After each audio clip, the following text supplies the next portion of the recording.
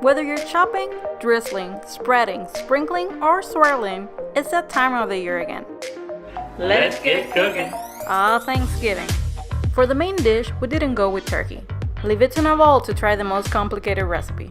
He wanted to try Food Wish's Pig in a Pumpkin, which is basically a pie pumpkin stuffed with pieces of tender pork loin. All you have to do is cut the pork in big chunks, add some garlic and onion, and then season to taste. We decided to add a little bit of garlic powder, onion powder, pepper, and salt. Very simple. Then give it a good mix and then pop it in the fridge for at least a couple of hours. Oh yeah, and don't forget to prep your pumpkin. It's gonna take you longer than you think. I do agree with Chef John. You really do need an ice cream scooper for this. And whether you decide to use an ice cream scoop or just your hands, just make sure that you take all the seeds out. And now, time for some cookies! Word of advice, if you decide to try a new recipe from Pinterest, you might want to think of a backup. You know, just in case. Luckily, this didn't turn out so bad. For this recipe, you're gonna have to prepare a simple filling. And for this, we use some Granny Smith apples, sugar, honey, and lime. And don't worry, we'll have the exact recipe on a post that we'll link down below. So you're gonna need 2 sheets of pie crust. One of them you'll need to cut in 1.5-inch strips, because you'll want to create a lattice top over the filling. Then with the second crust, you want to spread a thin layer of caramel, all the way to the corner.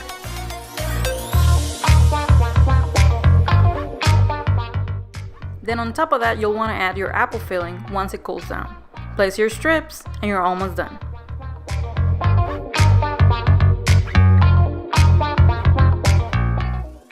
Now the difficult part is cutting your cookies and placing them on your baking sheet. We use a small milk glass and a butter knife. Brush your cookies with an egg wash and sprinkle some sugar and cinnamon. Then bake at 350 degrees for 20 minutes. And now back to the pork recipe. You want to dust your pork loin with some flour and sear the meat on both sides.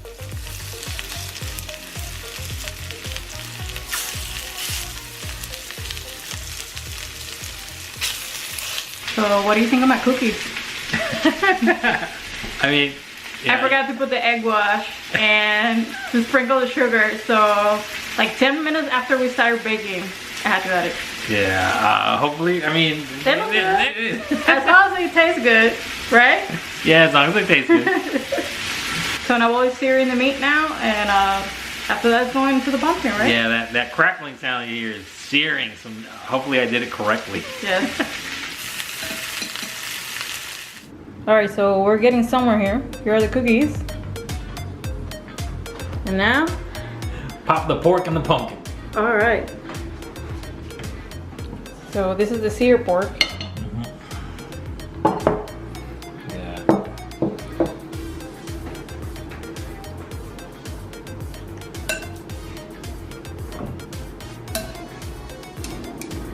I think maybe... And just for good measure, some cloves of garlic. Yeah. So Chef John uses cider for his pig in a pumpkin. We decided to use broth because we're planning on using the pumpkin in a soup. So makes more sense. Yeah, makes more sense to us at least. All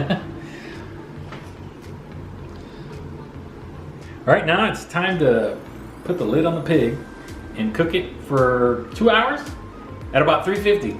I love 350 because that's like the standard temperature for everything. So while that pork gets cooking, what about some cocktails? All right, so this is some whiskey that we bought in Colorado 2 years ago when we went up to, what area was it called? All over. Yeah. Well, that was from the whiskey's from Durango. Yeah, the whiskey's from Durango, so it was pretty good. Yeah, check it out. You can order it online if you like. Oh yeah, you can order some of their honey online too. Good stuff. So you'll want to mix some of the honey whiskey with some of the organic apple cider and some ginger ale. That pretty much does the trick.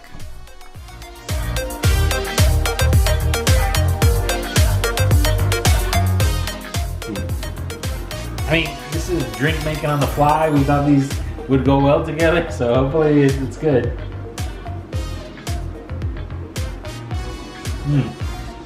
It's not bad. Not bad? Yeah, it's got a autumn-ish taste.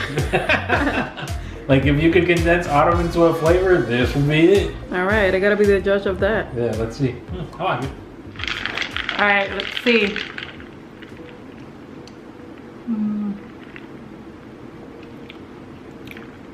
Oh wow, this is dangerous.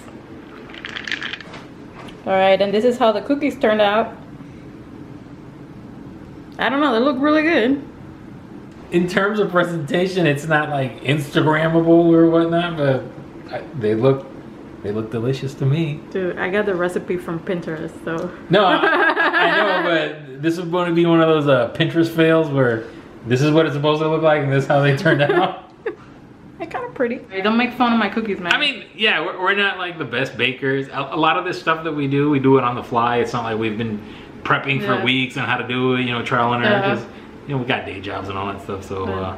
Cheers. But they look good, so we'll let you know.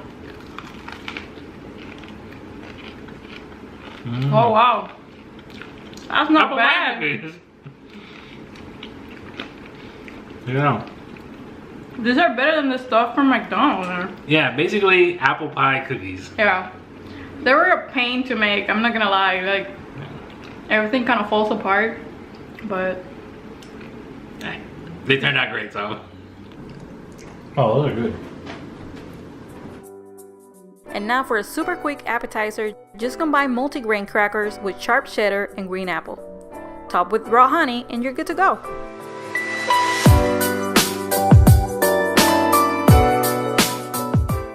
Second taste test. Apps.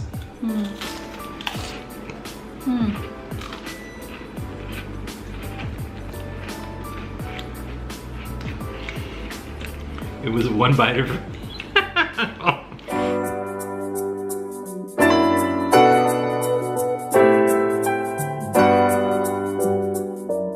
Alright, so we finally took out the pig and the pumpkin, and it doesn't really look as pretty as Chef John's, but hopefully it'll taste just as good.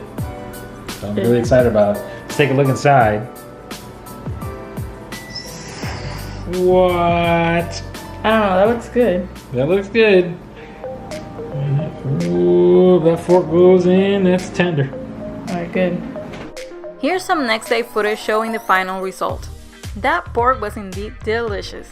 We hope you enjoyed this video and we invite you to set the table and cook something tasty as an offering of gratitude for those you love. Happy Thanksgiving, everyone.